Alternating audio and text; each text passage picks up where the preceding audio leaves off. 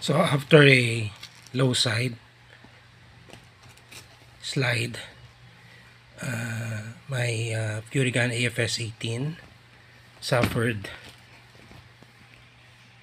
on this wrist protector.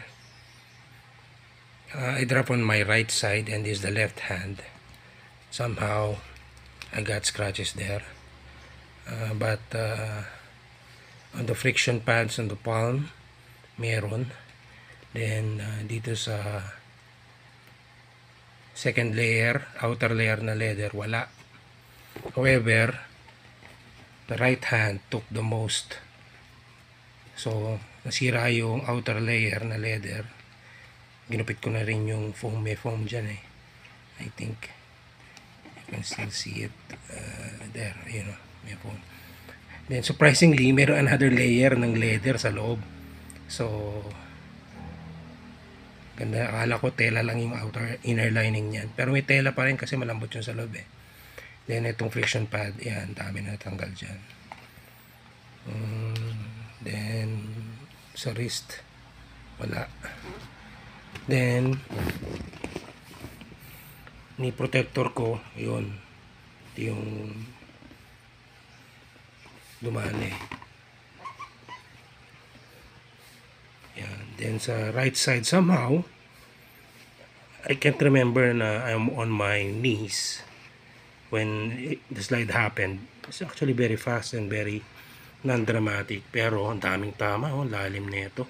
So just imagine kung yan eh pantalon, wasak na. Then ito yung pantalon. Yung pantalon talagang wasak. Yun.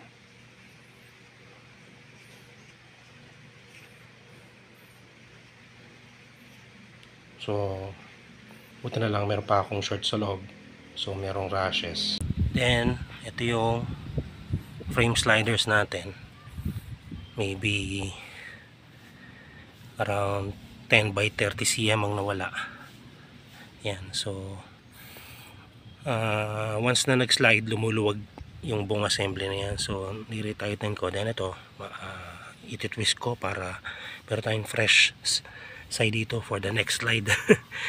So yan, nadali. And yung ating axle sliders actually able to protect yung ating front caliper brake assembly. So yun, no, konti lang pero sa gulong may mark pa. Then itong ating brake lever parang natunaw na butter. So pangalawang bali na yan, papalitin na. Yung nakita ko sa price, 1,000 pesos lang itong mismong lever na to. Nagagamit pa naman at di naimpakan yung brake natin. So then dito sa side wala, sa exhaust natin wala. Axle slider mayroong konting gas pero surface lang. Rear cowl wala. Then sa handlebar, sa bar end, ito ay paint fade dahil sa paghawak. And dito meron yan, naglayan ko ng black pentel para hindi obvious. Then wala na. Ito naman sa previous slide yan. Ang pinakabago ito, itong lower fairing tsaka ito upper nadali. I have ridden this curve countless times. Yun, kulang yung iwas natin sa buhangin. Slide from there hanggang dito. Yan. So I can say it was luck, but gear saved me. Sulit. Yan.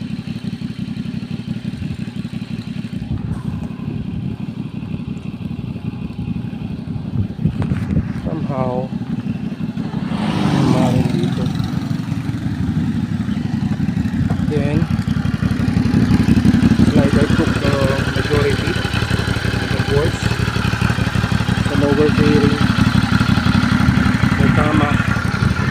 slider, safe, caliper, mirror, small neck, handlebar wala, luma na yan kaya ganyan. Ito hindi ko lang ito. Ayan.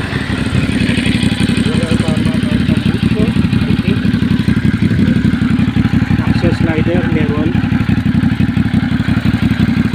brake, tire,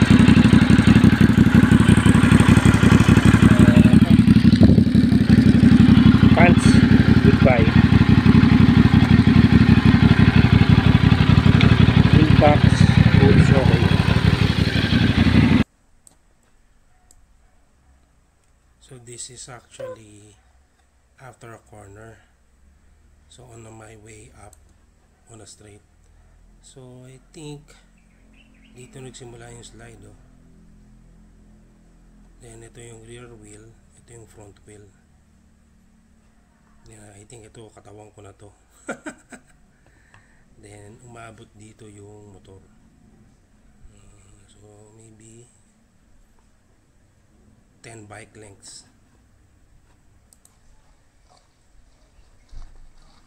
Yan.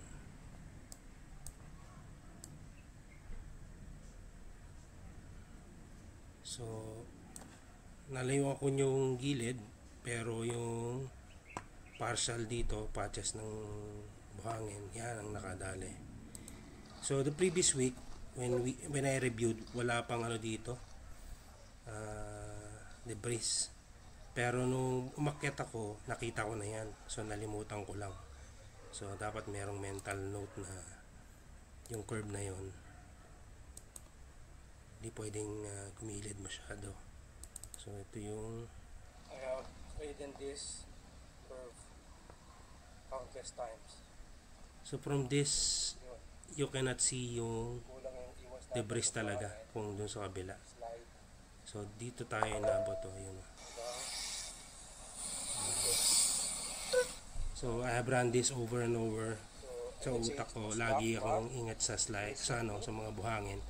Pero minsan makakadali talaga sa iyo yung hindi mo nakakita.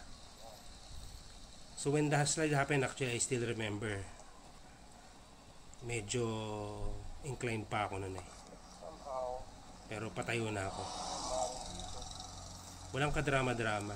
Hindi naman ganun ka nakatakot din na before I actually lift the bike, alam ko na hindi siya masyado tinamaan kasi smooth lang yung slide nung bike eh.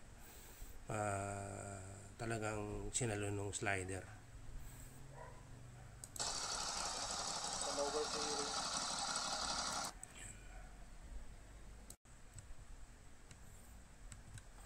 So the previous week, merong collection ng tubig dito. On the way down,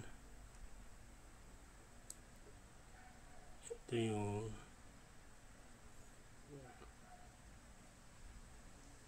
itsura niya.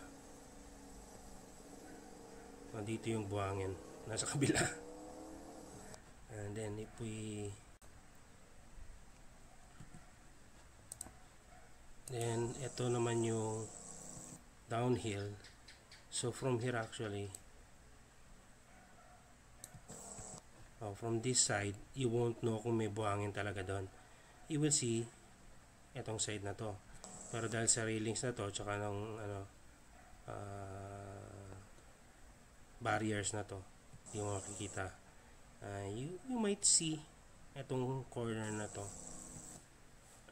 I remembered I didn't make an effort to avoid yung buhangin na yun. I didn't see yung buhangin talaga. So yan, dito by this time dapat kita mo na. However, andito ko nun eh. Yan, boom. Then from here, slide na. I think here, slide na hanggang doon. Yan. Yes. So dito sa divider na to nagsimula yung slide. Let's check again.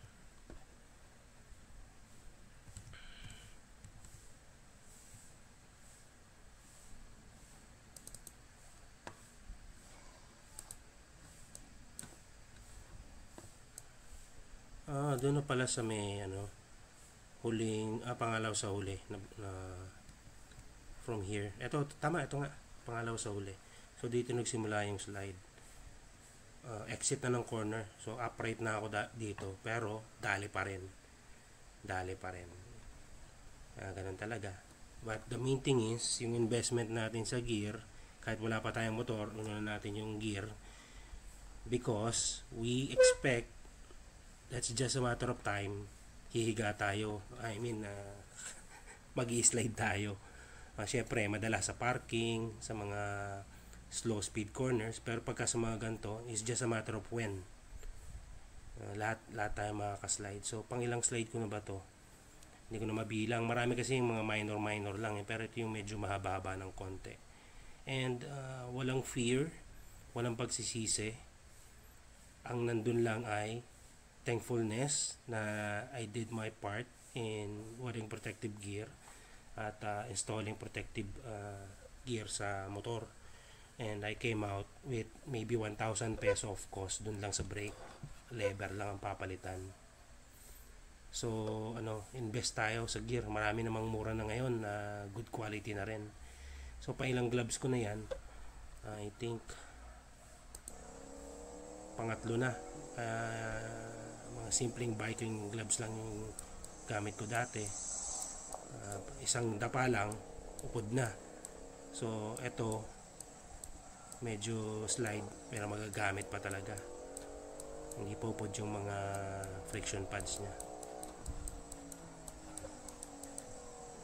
So hope this can help remind us na ROI talaga ang mga protective equipment